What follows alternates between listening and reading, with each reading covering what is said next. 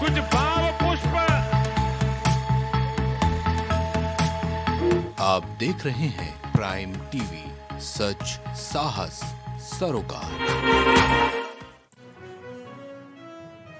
बड़ी खबर बांदा से है। खनन माफिया धड़ल्ले से खनन कर रहे हैं। आपको बता दें कि खनन माफिया धड़ल्ले से खनन कर रहे हैं। एससी और एनजीटी नियमों की धज्जियां उड़ाई जा रही हैं। बांदा में लगातार खनन माफियाओं के हौसले बुलंद है। प्रतिबंधित मशीनों से खुलेआम खनन हो रहा है। पट्टा क्षेत्र के बाहर भी खनन माफिया खनन कर रहे हैं। आपको बता दें कि खनन माफियाओं के हौसले लगातार बुलंद है। डीएम दुर्गा शक्ति नागपाल को माफिया चुनौती दे रहे हैं। आपको बता दें कि जिले के नारायणी क्षेत्र की सिपाही खदान का ये पूरा मामला बताया जा रहा है, जहां खनन माफियाओं के हौसले बुलंद हैं और धड़ल्ले से खनन का कार्य बांदा में चल रहा है। एससी और एनजीटी नियमों की धज्जियां उड़ाई जा रही हैं। आपको बता दें कि खनन माफियाओं के हौसले बुलंद है। प्रतिबंधित मशीनों से खुलेआम खनन चल रहा है। पट्टा क्षेत्र के बाहर भी खनन माफिया खनन कर रहे हैं। वहीं दुर्गा शक्ति को भी लगातार चुनौती दे रहे हैं माफिया। ज्यादा जानकारी के लिए हमारे साथ हमारे सहयोगी ब्रिजेश ओझा जुड़ चुके हैं। ब्रिजेश, जानना चाहेंगे कि क्या कुछ पूरी जानकारी है कि खनन माफियाओं के हौसले बुलंद हैं और लगातार बांदा में धड़ल्ले से खनन चल रहा है।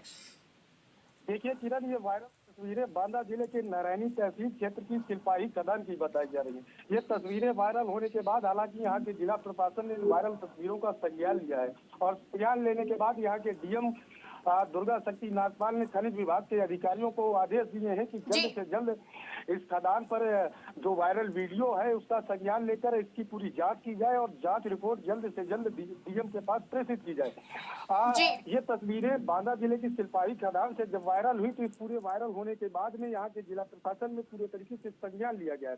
हाल फिलहाल मैं आपको बता दूं कि बांदा जिले के अलावा यहाँ के हमीरपुर और जालौन, ये 3 जिले ऐसे हैं जहां लंबे समय से मोहर्रम के अवैध खनन का खेल होते चला आया है। ये यहाँ पर जो है बड़े पैमाने पे भूमि खनन माफिया जो है एनजीटी की नियमों और सुप्रीम कोर्ट के निर्देशों का जो है इनको ताक में रख करके बड़े पैमाने में यहाँ जो है मोहर्रम के खेल को अंजाम देते हैं। और साथ ही मैं आपको बता दूं कि यहाँ के जो खनन माफिया है ये संबंधित अधिकारियों से साठ-गांठ करके जिला अधिकारी को गुमराह करके जो है बड़े पैमाने में जो है अवैध खनन के खेल को अंजाम दे रहे हैं। वायरल तस्वीरें इस बात की गवाही दे रही हैं कि किस तरीके से जो है प्रतिबंधित पोकलैंड मशीनों के जरिए जो है नदी की जलधारा में छेड़छाड़ करके भूमाफिया जो है बड़े पैमाने में जो है लाल सोना निकाल रहे हैं।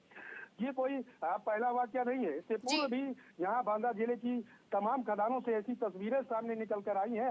हालांकि जैसे ही तस्वीरें यहाँ से वायरल हुई इसके बाद यहाँ जिले की तेज तर्रार डीएम दुर्गा शक्ति नागपाल ने तत्काल इनका संज्ञान लेकर के बड़ी कार्रवाई की है।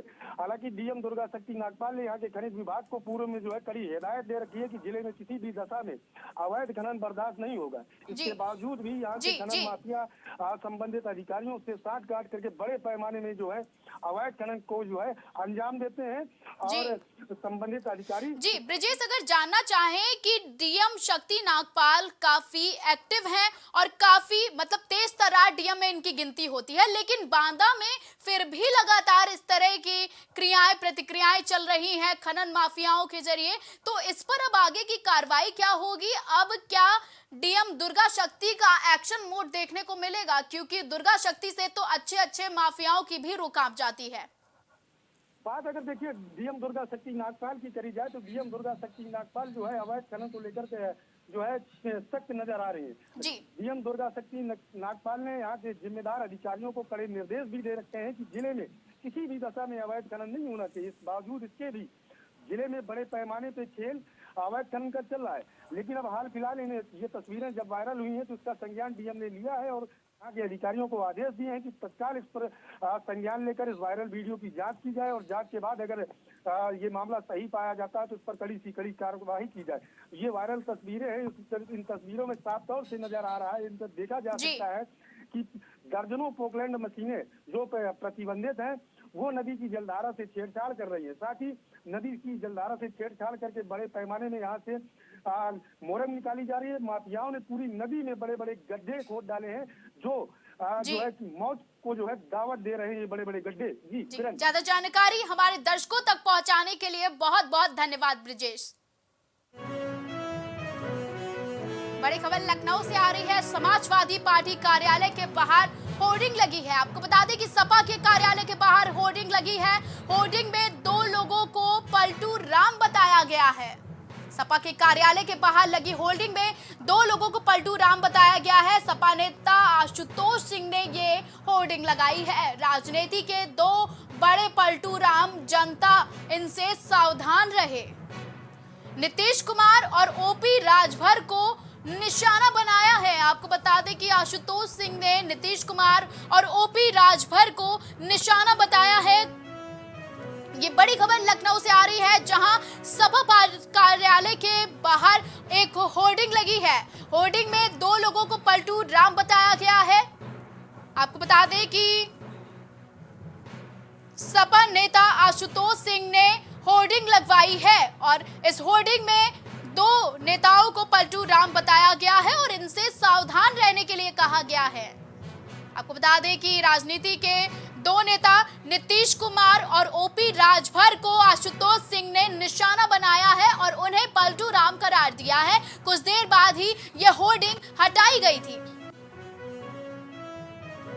खबर लखनऊ से है। एफआई हॉस्पिटल के ध्वस्तीकरण पर रोक लगी है। आपको बता दें कि एफआई हॉस्पिटल के ध्वस्तीकरण पर रोक लगी है। हाईकोर्ट की लखनऊ बेंच ने 1 फरवरी तक रोक लगाई है। 1 फरवरी तक हाईकोर्ट ने स्टे लगा दिया है। एलडीए और सरकार को ध्वस्तीकरण न करने का आदेश दिया है। कोर्ट ने फरजाना सिराज की याचिका पर आदेश दिया है।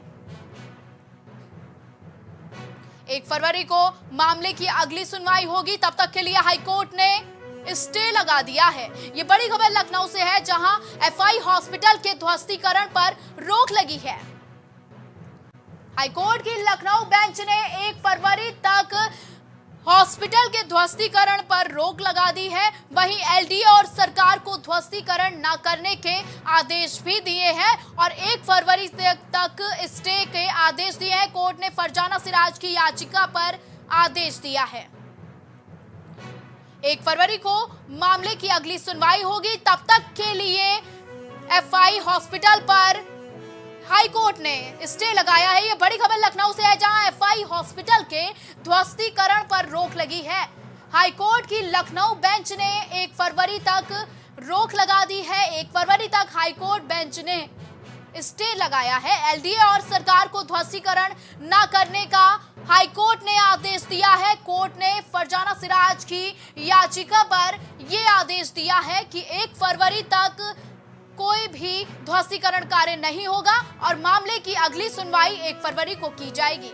ये बड़ी खबर लखनऊ की है, जहां एफआई हॉस्पिटल के ध्वस्तीकरण पर हाईकोर्ट ने रोक लगा दी है। हाईकोर्ट की लखनऊ बेंच ने 1 फरवरी तक स्टे दिया है।